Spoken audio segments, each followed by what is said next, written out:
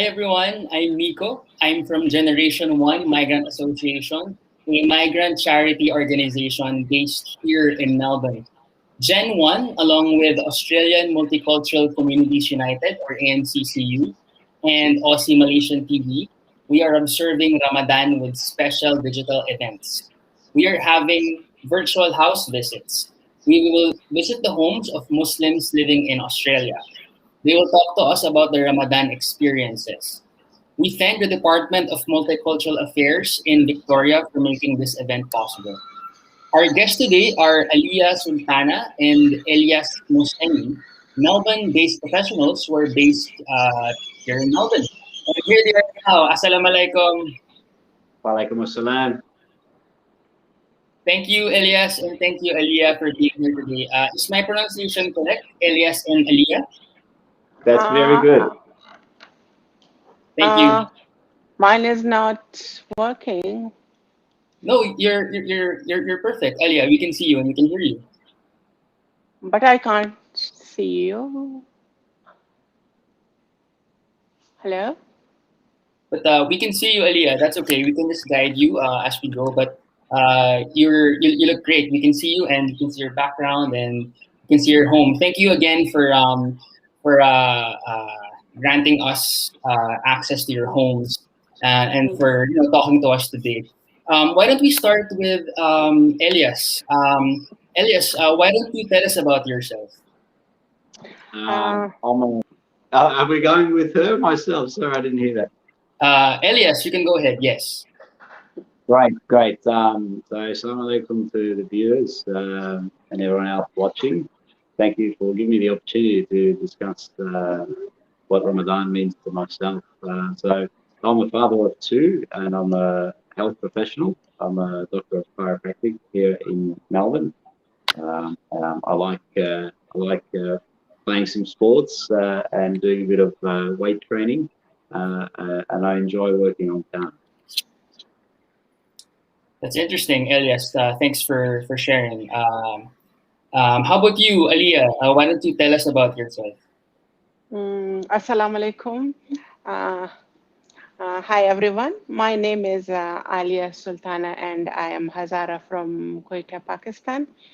I'm a community leader and consultant of Hazara and Afghan community. I am a businesswoman and co-founder of HWFN and Sister Works. I have my own catering company. I had a restaurant which I closed now, so that's my background. Very interesting. Thank you, Alia, and thank you, Elyas, for giving us a glimpse of your background. As you know, we're at the tail end of Ramadan, and in a few days it will be Eid al-Fitr. So why don't we start with Elyas? Elyas, why don't you share with us? To you, why is Ramadan important? I guess being a practicing Muslim or trying to be a practicing Muslim, it's one of the second pillars of Islam, or third, should I say. It is something that is compulsory in our faith and something that Allah has decreed on us with many benefits.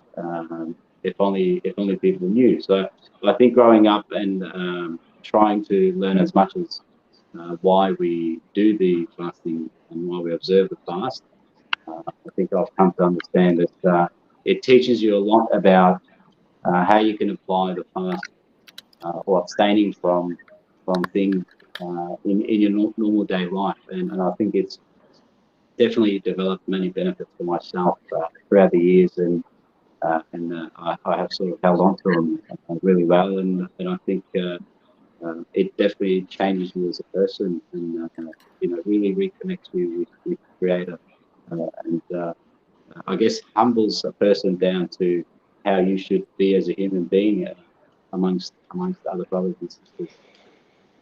No, that's go ahead, Elyas. Oh no, sorry. No, yeah, Elyas. interesting. I'm talking to many Muslims for the past 2 weeks when we've been doing this live stream. And what you said about the pillars of Islam, that's something that I learned. I'm a Christian, and I'm still educating myself about the Islamic faith. And it's an interesting topic wherein Islam has many different pillars, and Ramadan is just one of those foundational pillars. And I think it's a really interesting topic that I'm still sort of educating myself on. So thanks so much, Elyas, for sharing that. How about you, Alia? To you, why is Ramadan important? Uh, as Elyas says, is fasting is one of the five pillars, the second one pillar of Islam, which form the basics of how Muslim lives their life. Ramadan is a holy month, and fasting is compulsory during Ramadan. Fasting means from sahur early in the morning till iftar when it darks. Abstinence from any food and any food or drinks, even waters. Not only food, but abstinence from bad deeds, um, negative thinking, and uh, and be grateful to Allah and uh, and help other people, help needies, and be a good human and help humanity and serve humanity and help each other. So this is the spirit of Ramadan. Mhm. Thanks for that, Alia. That's really interesting. What's fascinating about it is, when you say abstinence, it's not just abstaining from food. That's like a superficial way of thinking at it.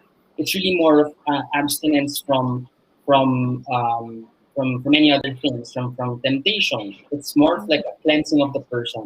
And to me, that's an interesting angle that I haven't really thought about before. So that's really fascinating. Thank you, Alia, for sharing that with us. So now, speaking of Ramadan, I from your introductions, you mentioned that you're both working, and even though Muslims are observing Ramadan and they're fasting, other people are not. Most Australians are not.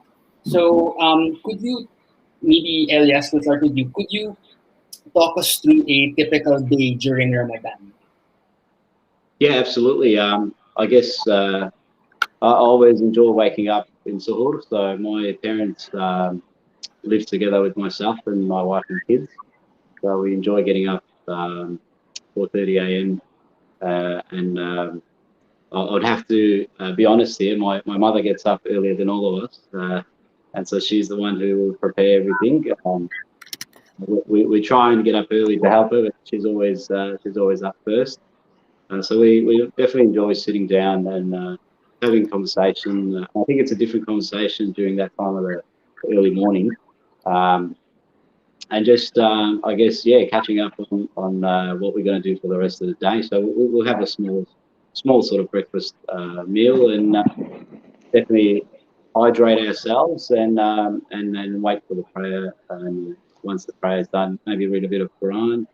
Um, Thanks to today's technology, we can read Quran from a phone or an iPad, or so definitely easier to be comfortable and be able to do so. And now we've got it in so many different interpretations, which is great. And for someone like myself who don't speak Arabic, and I am also from an Afghan background, and so having that in English really makes it easy to understand what Allah has sent down to us and what is the Quran telling us.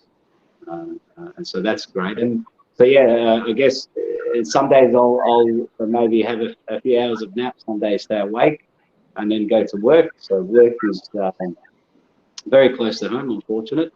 So work is quite I guess cruising for myself. I'm not in a physical job, which is great. I do have a lot of conversations with my patients, so I do get a little bit thirsty, but I'm quite used to fasting. So I've been fasting since I was 11, I think. So I'm not too bad, even though I do feel the thirst. But alhamdulillah, I can get through the day. Um, Work probably this year was the first year I actually decided to um, have my work around Ramadan and not the other way around. So I've been fortunate enough to leave home early and break my fast with my family.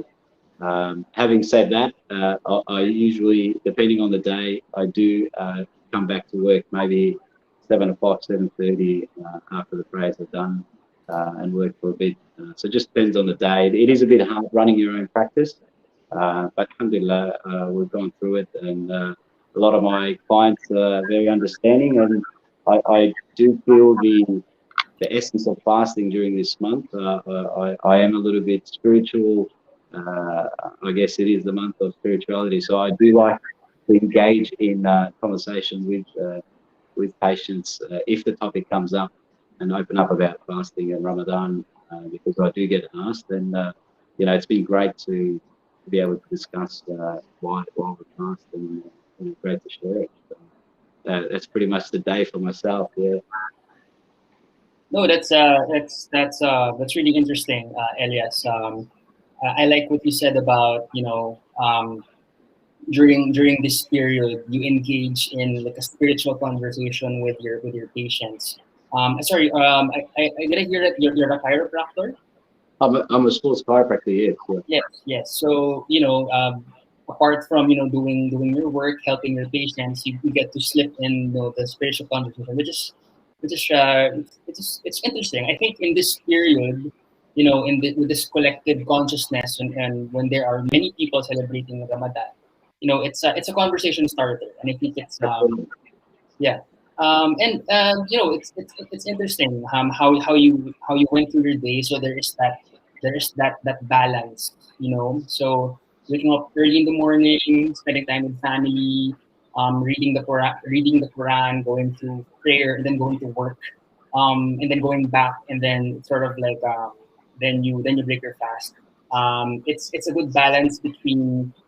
I like what you said also. You don't.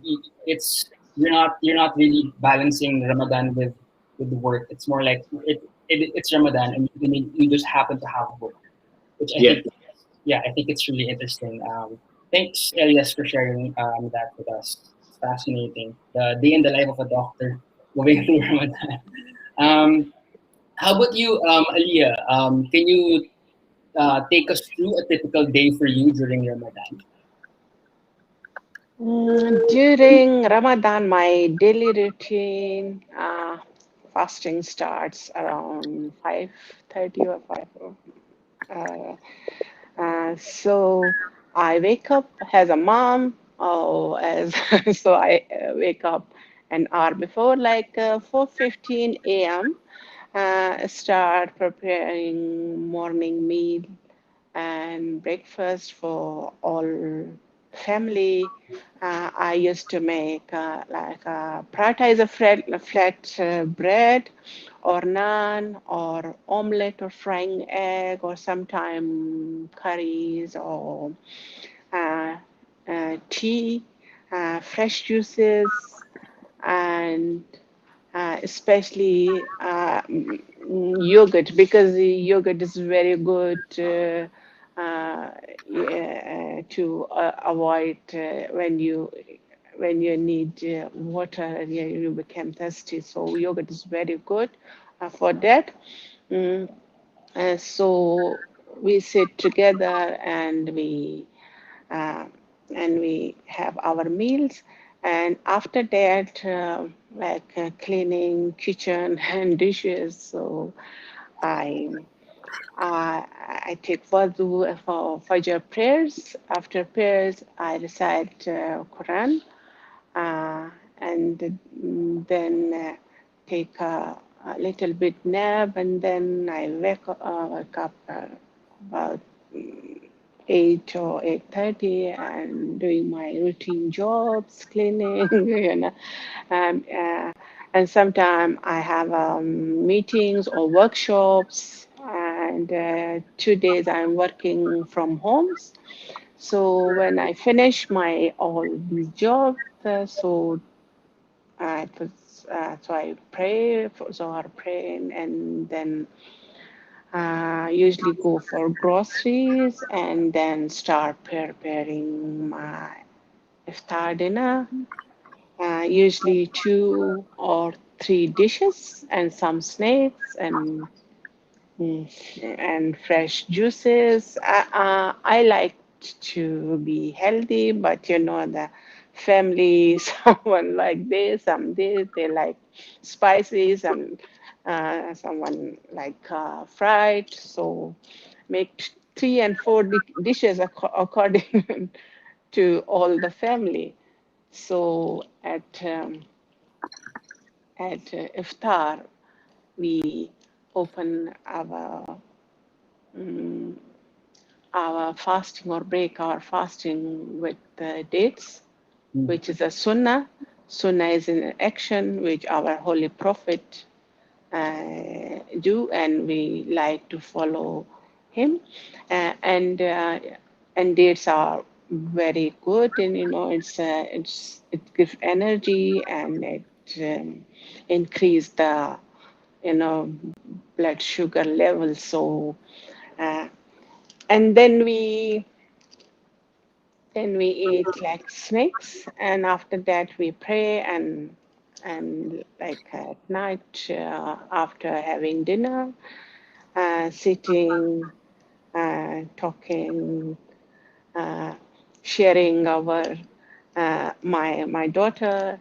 She's doctor. She shares her stories of hospital. My son shares stories of a job, and some spiritual talking about Ramadan, about Quran, about Sunnah, and then it's 10 o'clock, and then we sleep, and next day the same routine. Yeah. Marshall, that sounds like all Afghan mums are doing the same thing. Yes. Yes. It's really interesting, Alia. Thanks for sharing your whole day. It's a very busy day. Yeah. Yeah, you not only need to take care of yourself, but of your you have to take care of your family as well. You need to not just your own nutrition but theirs, because they are also working. So you need to think about, okay, how do I what can I do to make sure that they are nourished for the day. So I think that's really interesting. Alia, what's for iftar tonight? Tonight, Yes, uh, can I show you my table? sure. I don't know if that's a good idea. You're going to make me hungry. I'm sorry. I make a little bit for iftar, so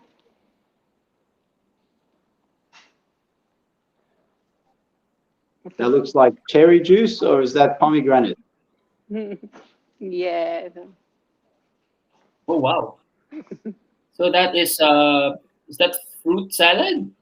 This is a fruit salad. We call it fruit chat. I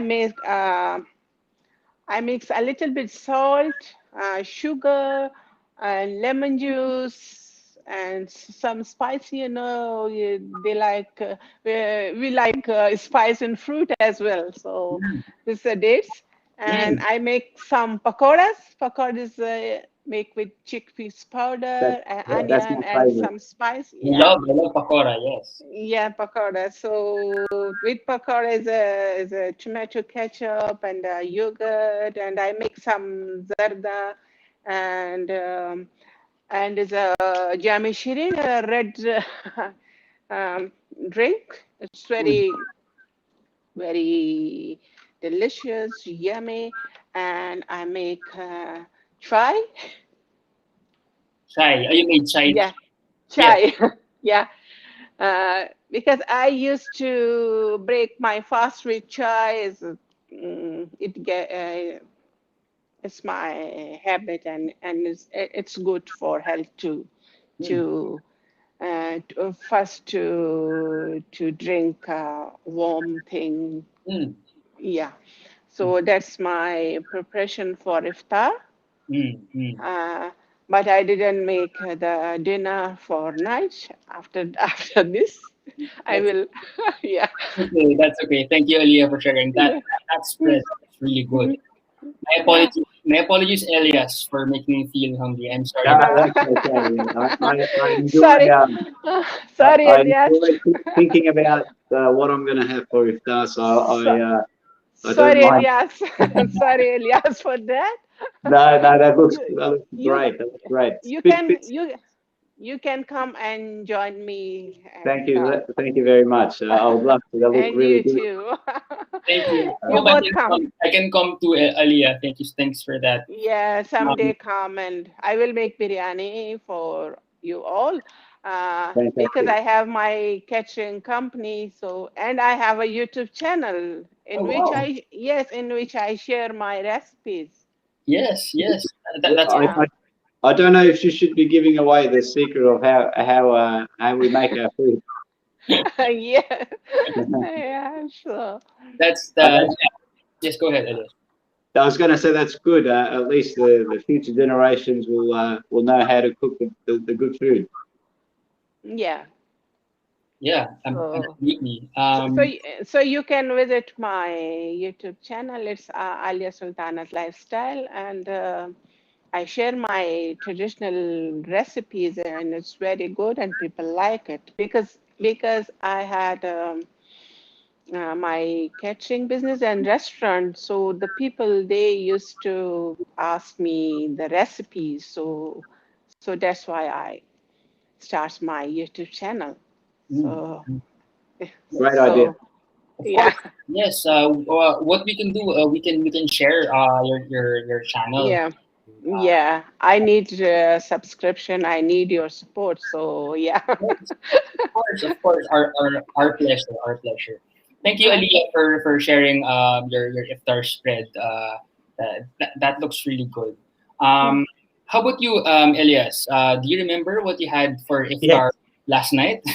yeah. Actually, last night I had a few of my friends come over for iftar.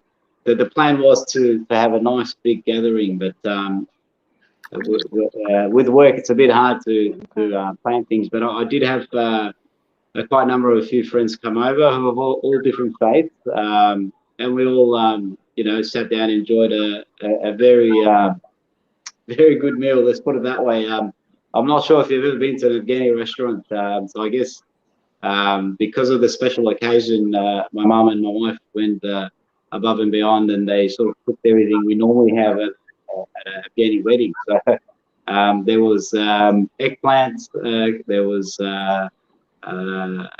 kebabs cooked in the oven, so a bit different to cooked on the skewers. Oh, Um, Elias. Now, yeah, Elias, you are making me angry. we had homemade mantu. I'm pretty sure you guys know what that is. Oh my Yeah. God. Yeah. Yeah. And of course the Kabuli palau, the popular one with everyone. Last night was a good night, and I was feeling that we're not having something like that today, and I couldn't go home either. I'm sure there's a lot left over from last night that we have to have, and they made meatballs. That's the common one that we have with the rice. And then, we usually break our fast, of course, like Sister Alia said, with dates. I'll be honest again, with dates, alhamdulillah, it's probably the best thing you can do. But I've found that if I have more than 2 or 3 dates, I get filled up very quick, which is probably why it's recommended to break a fast with a date. And so sometimes I'll be cheeky, and if I don't want to miss out on eating lots, I stay away from the date, and I'll break my fast with a bit of water. And then we usually have a bit of soup. I think again, like Sister Alia was saying, she breaks her fast with a bit of tea. So the alternative for us is a bit of soup because it's got the fluid in there, and we can get replenished a little bit. Soup's always bit easy on the tummy. You know, we slowly introducing the food in there, and then yeah, we usually break our fast with a bit of a light meal. Might be depending on the night, might be a samosa, might be a pakora, or a bit of rice, a bit of lasagna, whatever it is. We've had nights where we'd sit down and actually decide what we're going to cook. So once we have a bit of a light meal, we might do the Maghrib prayer, and then go back and enjoy some more food. I think what I've noticed with our culture is that I've been to a few different dinners at different cultures, and it's great to see how everyone sort of breaks their fast. And what I find with our people is, when I say our people, I mean the Afghani people, is we like to spread the food all over the table, have everything ready to go, and rather than bringing out, you know, a little bit in bits, we definitely, I think, maybe eat too much too soon, rather than slowly introducing the meals, which I've noticed, and it's hard to do so because everyone's hungry.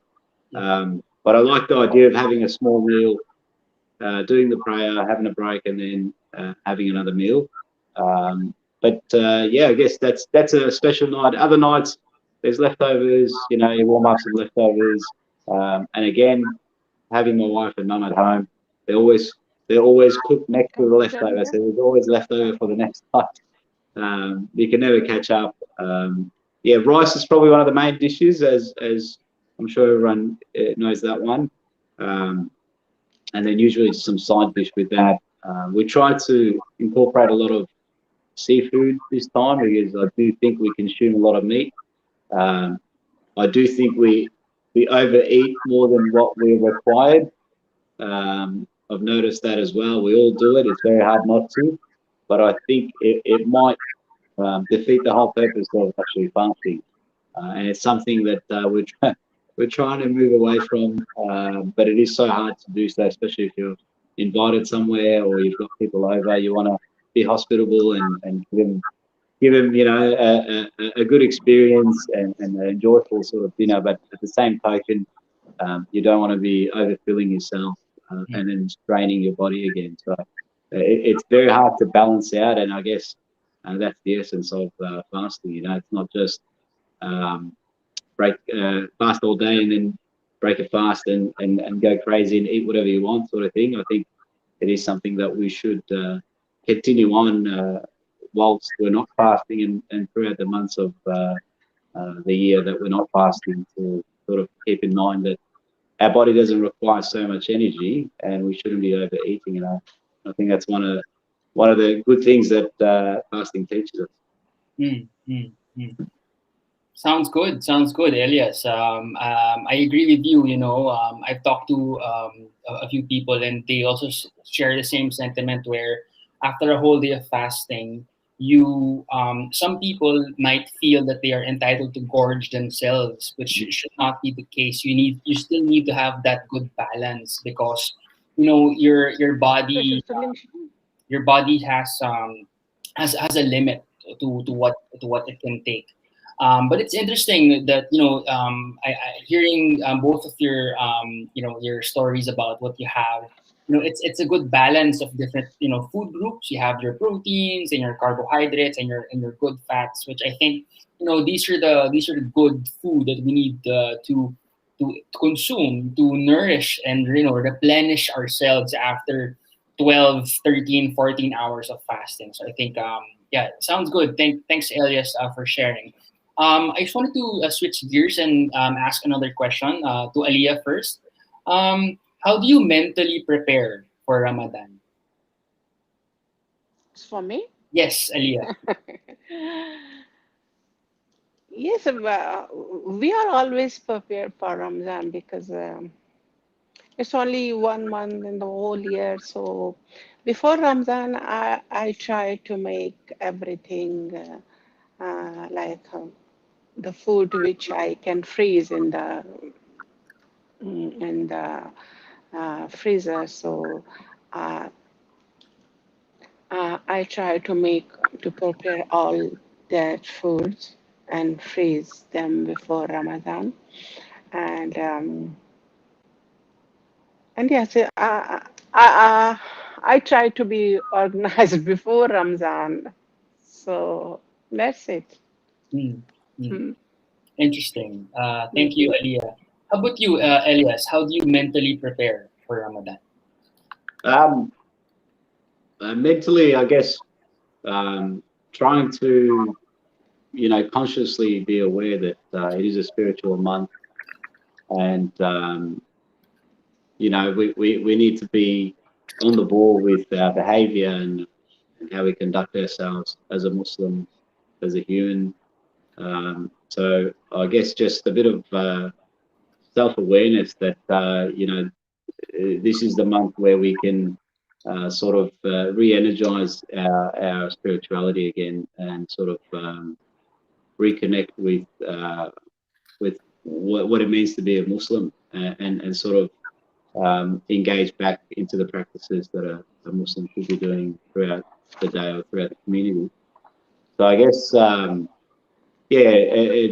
it's just maybe lots of reading, going through, lectures to topics and verses of the Quran to understand, why and when and how we'll decreed upon fasting. So, I guess the reading and having conversations with family and friends, just to sort of make sure that when the fast does start, that we're a little bit ready for it. That's fascinating, Elias. I like what you said about, it's more like a personal reset that you do, because for the past 9-10 months, you're allowed to live your regular routine, and then for this 1 month, it's more like you re-energize yourself. It's a month of self-awareness. You're reconnecting to your spirituality. So what that means to me is that it's a personal reset. Yeah. So I think that sort of that absolutely answers my question. Where how do you mentally prepare? If that's if that's the angle, that if that's your mindset, if you say that this is my month wherein I will replenish myself, restart myself. It'll make everything else easier. It'll make fasting easier. It'll Absolutely. make So that's really fascinating. Thanks, Elias, for that. We're down to our last two questions, and this is always the question that people have a hard time answering. But Alia, I'll start with you. What's your favorite part about Ramadan, Alia? I like Ramadan as a spiritual month. We should try to close to God. We should pray and recite Quran and be a kind person. Be a kind person and help people, help humanity, because in Ramadan we feel empty if the people, they have no food, nothing to eat, so we can feel their feelings. So I have no words. Yeah, no, absolutely. I think that's very interesting, Elia. From what I understand, I think you're trying to say it's a season of charity, because during this period, you get to Yes. express empathy towards people who don't have food. Yes, increased charity, doing good things with the people, and help people around you, and help those who need your helps. Be aware of your neighbors, the elderly people. If they want help, you help them. So it's the spirit of Ramadan. It should be all year like these. Be positive every time. Don't do negative things to the people and to the humanity. And yes, so this is the month that we increase. Uh,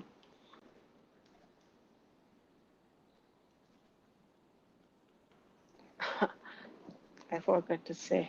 Carry on. No, I completely understand, Alia. I think you make a good point about, Ramadan is a season of virtue. You mentioned, all these virtues about charity, gratitude, selflessness, Yeah. self-reflection. And I think, yeah, for many people, for many Muslims observing Ramadan, this is definitely one of their favorite parts. So thank you, Alia, for sharing that with us. Yeah. How about you, Elyas? Yes. Sorry, I What just is had to put my charger on. That's okay. That's okay. Yeah, we're all good now. We can still hear you. How about you, Doctor? What is your favorite part about Ramadan? I would have said the breaking the fast, but that would be too much of a common answer. I guess best part is that I personally feel that this is the month where for example, your boss allows you to come in his office and have a conversation with him and ask you what it is that you want to change in your position or in the company, and you sort of have a feeling where God is listening to your screams, your cries, or your prayers. So I think knowing that this is the month where the Creator is allowing you to, regardless of your sins or regardless of your level of worship, the Creator is there to listen and guide you. So I think just knowing that Ramadan allows that is very comforting. I think many people may not feel that in that sense that they can ask Allah for whatever it is that they want in their life or they want to change in their life. I think the comfort of knowing that this is the month where you can be in one-on-one conversation through your prayers. I think that's a blessing that that Ramadan has been decreed upon us. So I find that very comforting. Thanks, Elias. I like what you said about during this time, God is listening to you. And yeah, I think that's fascinating because with the many other people that I've spoken to, they feel during this period that they are closer to God because they are doing all these acts, all these tasks, which is written in the Quran. And if they practice all these things, they do feel closer to God. And to them, that's like you said, that's also one of their favorite parts of Ramadan. Feeling closer to Allah. And the other answers that I asked guests, they say they feel closer to family because they spend more meals together. So yeah, I think in general, just this period is just a period of virtue, of togetherness, of charity, and I think it's a beautiful period. Thanks. Yeah, your answers definitely better than ours. I think that's a really good way of putting it for the viewers. That it is a time where you are inclined to spend more time with family, and you actually you appreciate the fact that you can do that.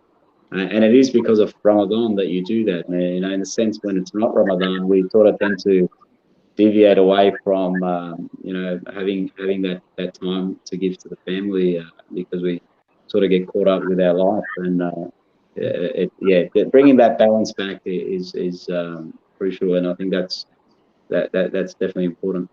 Yes, yes, and I agree. You know, it's a time where you feel closer to God, but you also feel closer to your family, which is now more than ever very important. So I think Yeah. it's a good thing that that Ramadan brings to the people who observe it. Yeah, so we're just about at the end point of our conversation. I hope it's been an interesting conversation for you. For me, it definitely has been. I just wanted to end with one last question. Do you have a message or a prayer for people celebrating Ramadan? How about you, Alia? Let's start with you. Do you have a message or a prayer to people celebrating Ramadan? Um,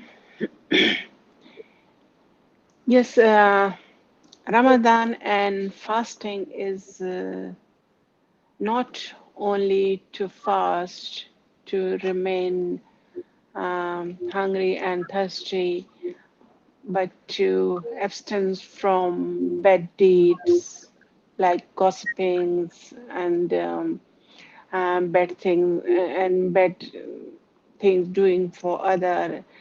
So Ramadan is the month to increase charity, doing good things, help others, be positive, and be grateful to your God, and increase your prayers and recite Holy Quran and pray to closer to your God. And yeah, and this is my message to all who are uh, mm, who are fasting, and for all the Muslims, and be kind and be for all humanity all the year, not only for the month of Ramadan. Yeah, the whole year we should be kind, positive, helpful. Yeah, for all humanity.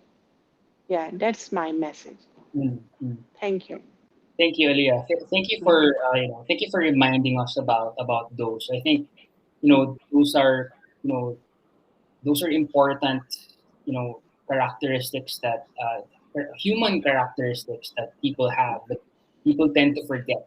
Just to be kind, to be a good person, to empathize, to have empathy, to have gratitude, to have charity, all these virtues that we get to remember when we observe Ramadan. So thank you, Alia. I appreciate it. How about you, Dr. Elyas? Do you have a message or a prayer to people celebrating Ramadan?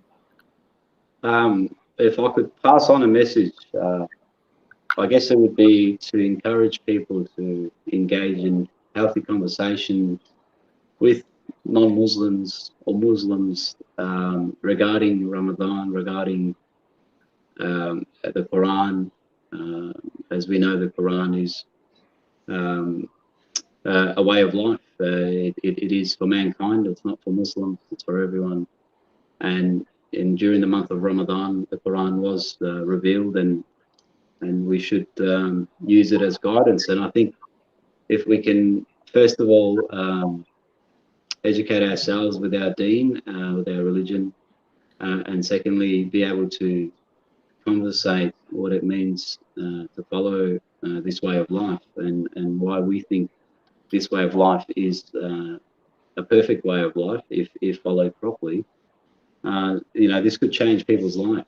I think many people are either not aware of what and how, or what even being a Muslim means. So I think getting in healthy conversations with people who want to know or want to learn, could definitely change someone's life, and let them to understand the true colours of Islam, and not just learning things off TV and media. That's something I think would be beneficial for Muslims or non-Muslims alike. You know, if I could get a little bit deeper, I mean, the Quran explains that fasting was decreed upon not only us, but those before us. So, you know, our Christian brothers, Jewish brothers, if you look at the books, they all have some sort of fasting. So it's not a new thing that Muslims are the only ones fast. You know, the fasting was always there. There's not much of a difference, and there's a reason why it was there. So reconnecting that conversation and bringing it back to the table, I think would make people more aware and more accepting of this practice or observance through the month. Mm-hmm. I think what's striking about what you said, Elyas, is that this is a time where we can engage in healthy conversation. I think that's a really fascinating point. I think, you know, people are curious. Everyone is curious. But I think a way to satisfy that curiosity is by just having conversations, talk Yeah. to people, educate yourself. And from what I've learned in the past 2 weeks, speaking to people from the community, they are eager to share what they're experiencing, regardless if they're from, if they're an Australian but they have an Afghan cultural background, or they're from Nigeria, they're from Pakistan, they're from India. All they want to do is to share what they're experiencing. So I think it's a good point what you said about engaging in healthy conversations. You know, we're in Australia. Australia is a multicultural community. People are interested to learn about, all these different cultures, and I assure you, many Australians would want to learn about, the pillars of Islam, the Quran, the Ramadan, the pilgrimage. All these, I've been here for just a little over 2 years, and they're very curious. I am Filipino, and they want to learn everything about my culture. So I think that's a really interesting point. Thank you, Elyas, for sharing. And that about wraps it up. Thank you to our guests, Alia and Elyas. It was a pleasure having you. Thank you. Thank you for having us. Thank you for having me. Thank you so much. Thank you, Elyas and Alia. I'll be expecting your invitation to your house. Yeah. Yes. And thank you everyone for watching, and we'll see you later. See you. Thank you. Thank you. Bye. Bye.